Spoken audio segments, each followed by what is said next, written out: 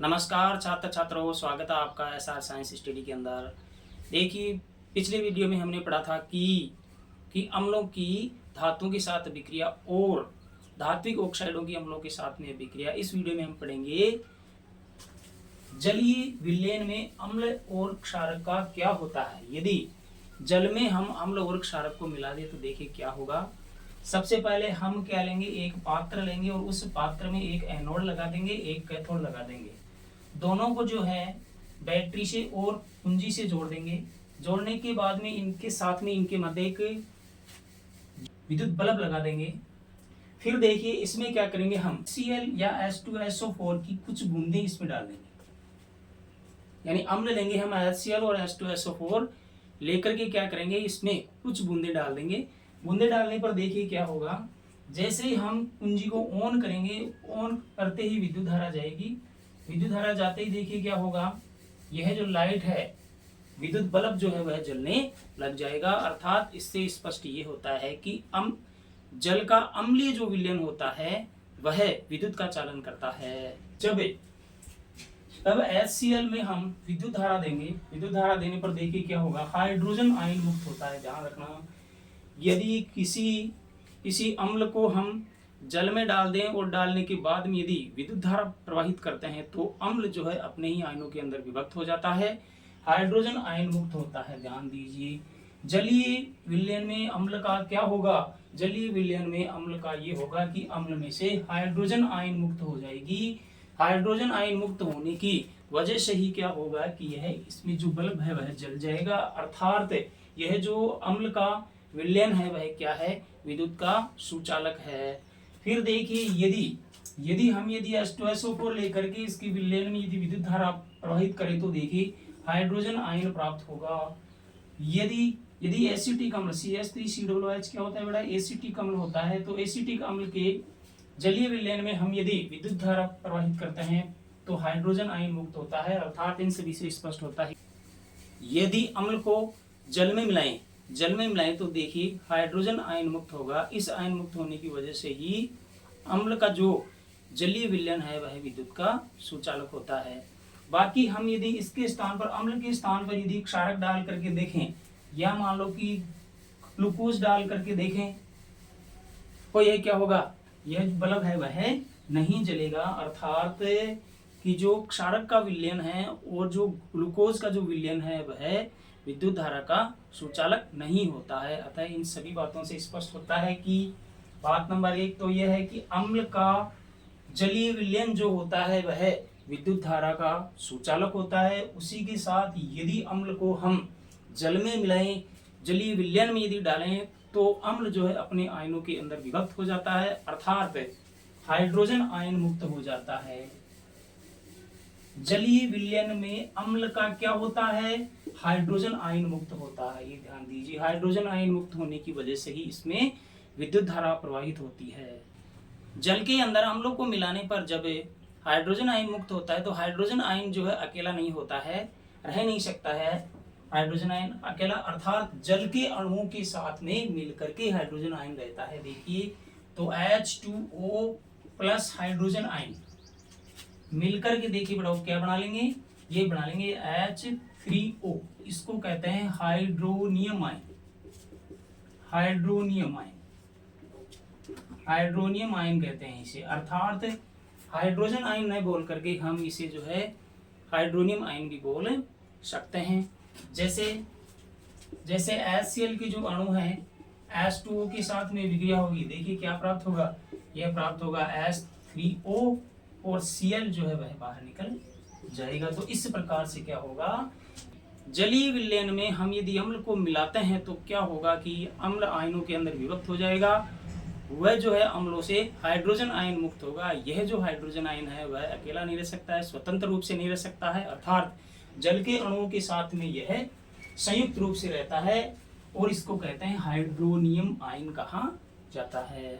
फिर हम देखेंगे कि जलीय विलयन में क्षारकों का क्या होता है। देखिए क्षारकों को हम जल में डालें, जलीय विलयन में यदि हम डाल देते हैं यदि क्षारकों को तो देखिए क्या प्राप्त होगा हाइड्रोक्सिल आयन प्राप्त होता है। सोडियम हाइड्रोक्साइड जो है सोडियम में और हाइड्रोक्सिल आयन में, अर्थात हाइड्रोक्साइड जो आयन है उसके अंदर विभक्त हो जाएगा। उसी के साथ में जो पोटेशियम हाइड्रोक्साइड को यदि अपन डालते हैं तो यह हाइड्रोक्सिल आयन प्राप्त होगा। मैग्नीशियम हाइड्रोक्साइड से भी हाइड्रोक्सिल आयन प्राप्त होगा। कैल्शियम हाइड्रोक्साइड से भी हाइड्रोक्सिल आयन प्राप्त होगा। अर्थात इन सभी से स्पष्ट है कि क्षारकों को जल में मिलाने पर hydroxyl ion OH minus ion प्राप्त होता है, जबकि जो है अम्लों को जल में मिलाने से हाइड्रोजन आयन प्राप्त होता है।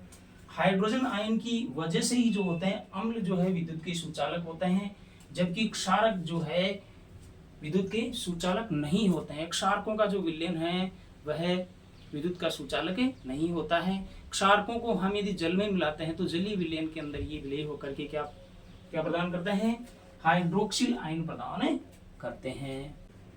इसके बाद में देखिए क्षार क्या होते हैं, जल में विलय क्षारकों को हम क्षार कहते हैं। ध्यान रखना, जल में जो क्षारक विलय हो जाते हैं उन्हें हम क्षार कहते हैं। और उसी के साथ में अम्लों और क्षारकों की जो बोतलें होती है, पैकिंग जो होती है, उनके ऊपर इस प्रकार के जो है चेतावनी चिन्ह लगे होते हैं। क्यों लगे होते हैं, क्योंकि ये जो है अपने सांद्र रूप में अत्यंत संक्षारक होते हैं। अर्थात यदि हमारे हाथ पैरों के ऊपर गिर जाएंगे तो हमारे हाथ पैर जो है वो जल भी जाएंगे, नुकसान हो जाएगा, बहुत ही ज़्यादा हमारी जो है स्किन बुरी तरीके से जल सकती है। अतः इनका उपयोग लेते समय हमें बहुत ही सावधानी रखनी चाहिए। हाथों से, पैरों से, चेहरे से अम्लों और क्षारकों को दूर रखना चाहिए। क्षारक जो होते हैं वह अत्यंत जो संक्षारक होते हैं, अम्लों की तरह संक्षारक होते हैं। उसी के साथ में चिकने होते हैं, साबुन जैसे होते हैं। इनको चखना या खाना भी नहीं चाहिए क्योंकि ये नुकसान करते हैं। अर्थात सांद्र क्षारक हो चाहे अम्ल हो, दोनों ही संक्षारक प्रवृत्ति के होते हैं। दोनों की जो बोतलें हैं, दोनों की जो पैकिंग है, उनसे यूज लेते समय बड़े ही सावधानी से हमें यूज लेना चाहिए।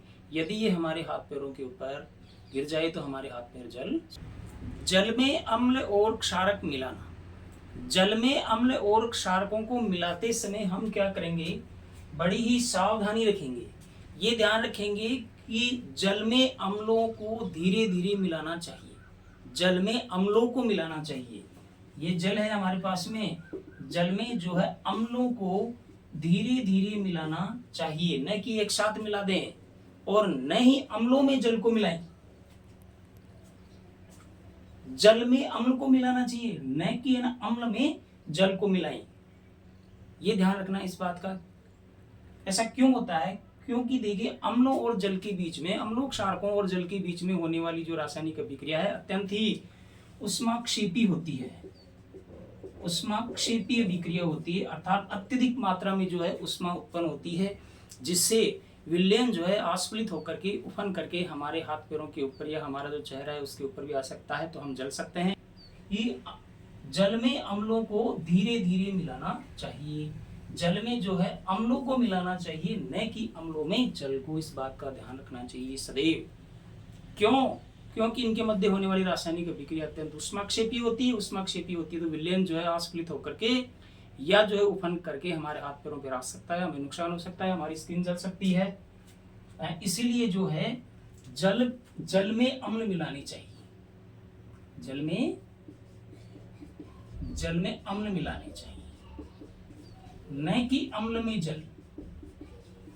ये ध्यान रखना, न कि अम्ल में जल। फिर हम पढ़ेंगे अनुकरण। देखिए ये क्या होता है अनुकरण। जब हम जल में अम्ल या क्षारक मिलाते हैं, देखिए क्या होगा, इनके मध्य होने वाली रासायनिक अभिक्रिया उष्माक्षेपी होगी।